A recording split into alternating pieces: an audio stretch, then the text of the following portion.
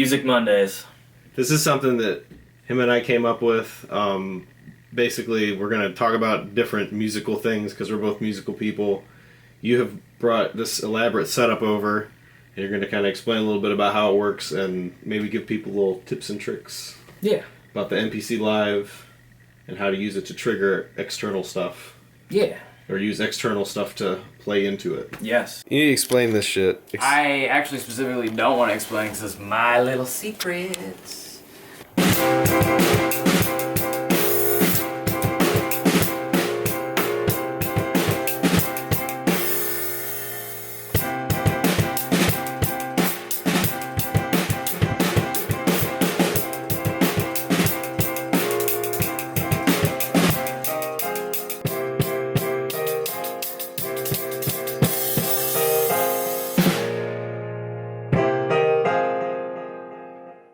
So what do we have here? We have my MPC Live. Which is this piece of gear here. This piece of gear here. One of the best things I did for myself with this thing is label all these pads with the second thing they have. Mm-hmm. Every one of these has secondary functions. So one of the best accessories, some of the best accessories that I got for this, actually, a plug-in USB keyboard light, because I like writing stuff in bed at night, and it's great because it just runs off the power. Right. So that's super convenient. This is not the best one, or if you have a show, you know, it's really convenient to just have it.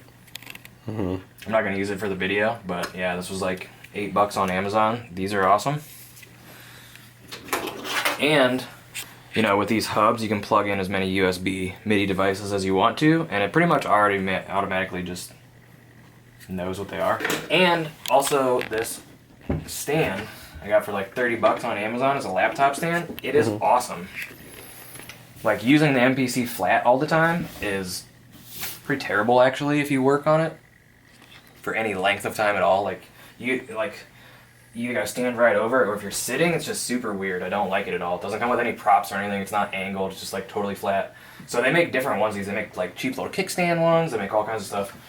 I like this one a lot because it allows me to adjust it in any way that I want to. I can like slip other gear kind of underneath it, you know. If I go high enough, I can put this pretty much almost all the way underneath it and have another keyboard in front of it. Right, so we have an Arturia Mini Lab, which I'm going to use to play with, obviously. This is just a blank MIDI controller, doesn't do anything on its own. And then this is Dave's Behringer Model D that he was nice enough to let me borrow. It's a clone of a Moog Model D. Yeah, the thing about the MPC is that it's a super deep, kind of complicated machine, in my opinion, that does a lot. And since it's digital, it does so much more. If this was physical, you know, if it was all analog, this machine would be massive, right, with all the stuff it does. So there's a lot of menu diving. Which I gotta say, that's typical of MPCs. Yeah. Except for now, you actually get some visual representation as opposed to before. So basically right now what I'm going to do is I'm going to tell this Mini Lab to talk to this Model D, and then I am going to monitor the input into here. So you got to do a couple different things. You have your different types of programs up here. Right now we have a drum program. This is a plug-in, right, which is its own thing. I guess we can use this to get some sound.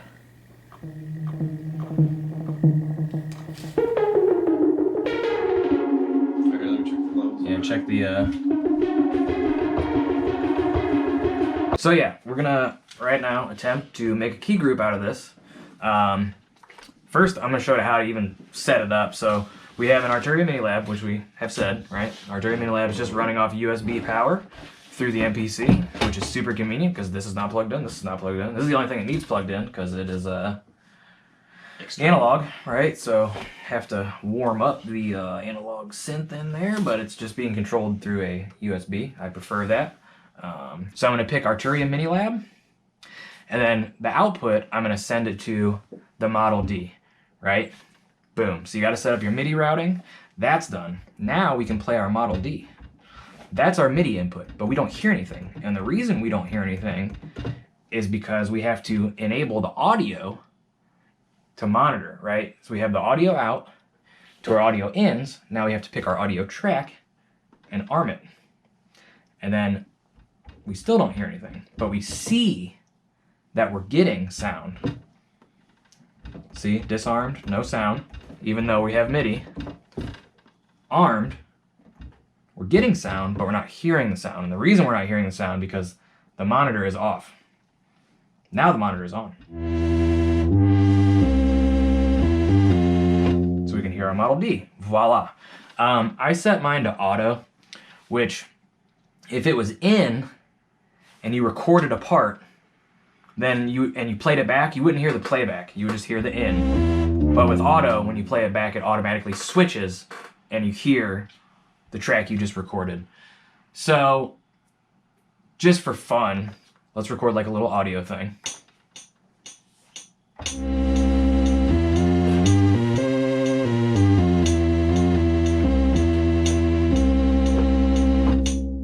I never claimed to be good. And then we can play it back. We can hide this. And if you want to see what you just recorded, you can go to Edit Audio. So now that we covered that, we want to make a key group program out of it. And all this stuff has to be armed the same way. That is still applicable. You still need to do all that for your key group program. Go back to our main, and then select Sampler. Or you could hold menu and use pad 9, which also works as sampler. I can't remember any of these off the bat, so I labeled them all because it's just way easier for me. This little icon up here, little keyboard with a plus, is your auto sampler. Okay? And it's all your settings for sampling. Okay, so basically what this is going to do is it's going to send a range of MIDI notes from the MPC to the Model D, and then from the Model D it's going to go back into the audio input in here, and it's going to record every single note that it plays, and then it's going to build it into a program that you can play later without this hooked up. Super cool, because if you want to, you can go from a monophonic analog synth to a polyphonic synth, right? Very cool. And it can help you cut down on your gear. Like, I know Dave has a boatload of keyboards, and I want to sample like all of them before he gets rid of them. Now, these can take up a lot of space, depending on your note range, and also they have layers of velocity, right? You have layer 1, which would be full, layer 2, so you can pick all these, and then it'll sample all those. Now, the more you pick, the bigger the program's going to be. And for this particular synthesizer, it doesn't matter because it doesn't register velocity. Like, you can play soft, or you can play super hard. It literally doesn't matter. It's one sample, so we're just gonna go layer 1. We'll go from note C2 to C4, whatever. The note stride 6. We want to record from input 1 and 2. And this is your note length and your tail. So I'm gonna set the tail a little bit long, and I want to set the note long too, because I have this like really long kind of LFO sustain on this thing that I want to keep in here.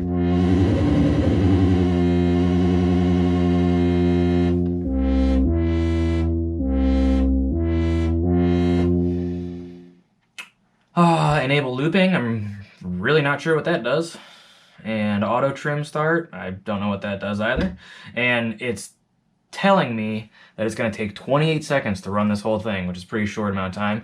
We can go make current program, so it'll automatically load the program when you're done sampling, and your name. You can also use a USB keyboard. I have one of the little tiny ones that you can get off of Amazon for like $20 or something like that, and I keep it on hand because it's super awesome to just be able to type in real quick. I know you can use the touchpad, which is also quick, but for this we'll do Matt's Moog setting. That's the name of your program, and then we'll just hit do it, and then 28 seconds later it'll do it, and we will be able to hear the output out of the monitors while it's doing it. So now you can hear it sampling the notes, right?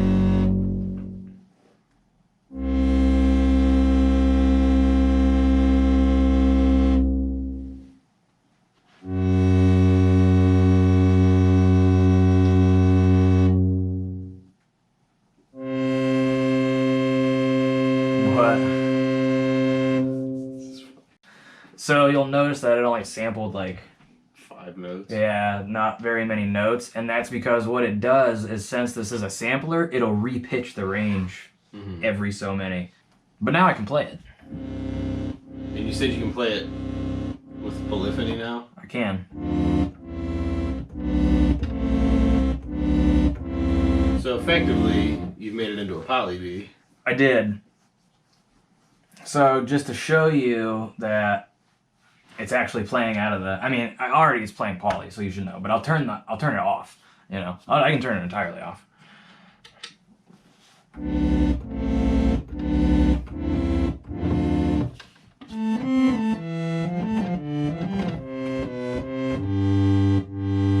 Now, you're not gonna have that super fat analog sound, because in my opinion, where the fat analog sound comes from is the variance in all the LFOs when you play different notes at different intervals. This is the same intervals repitched again and again. So is it going to be as good as this? Maybe not, depending on your opinion, but will it be good enough? You know? Yeah, I think in a lot of cases it will. And also, let me just point out that this is new to me, and I didn't take the time to create the perfect sample. You know, I wasn't shooting for something specific, and if I was, I probably would go back and tweak a lot of the settings until I got it to where I wanted it to be for what I was trying to use it for. Not really the point here. I'm just trying to demonstrate the possibility of it and its usefulness. I think it's super awesome that you can do that. You know, I would like to take a lot more time to do this, not on camera, and just have a boatload of these. But, you know, now I can unhook the Model D. I don't have to take it with me. I can take this to the park and play your Model D. You can make arpeggiators. You can play it polyphonically. I could export it and email it to you as a key group. You could put it in a sample pack that you make and sell it online. You know, you can do all kinds of awesome stuff. And one of the things Dave mentioned earlier is, he said, what did you say? Filter matrix. Yeah, you could put, you know, if you wanted that like fat LFO thing, you know, you can change things in here. You have 4 slots that you can put effects in. So probably what I would do would be to put a compressor in here. Turn the thing up. Turn the thing up. We'll turn the output up. It already sounds a little bit fatter, you know, like for real. I think that sounds fatter. Turn the octave down. There you go.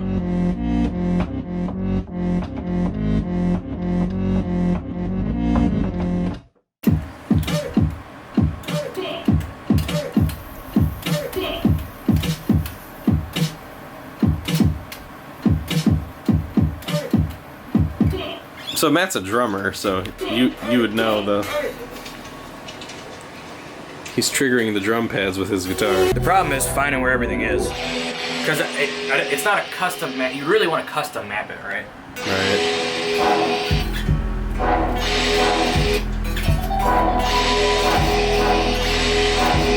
I mean, that's a terrible drum pattern, but I get it. It's the concept.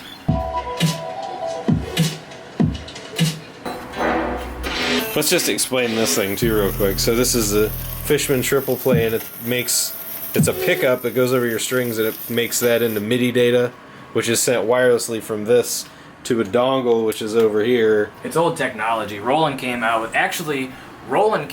with something like this before MIDI was invented. And I don't know if you know this, but Roland actually invented MIDI a few years after they created this. But they also make the GR55. Yes. And that's a Boss. They sell that as a Boss thing.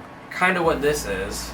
I've seen those. And but this has better tracking and has a wireless dongle. And I didn't want a foot unit. I wanted it to be able to do weird stuff like this. So that's the inaugural Music Monday. I'm Dave, and this is Matt. We'll be back on another Monday with some more music stuff.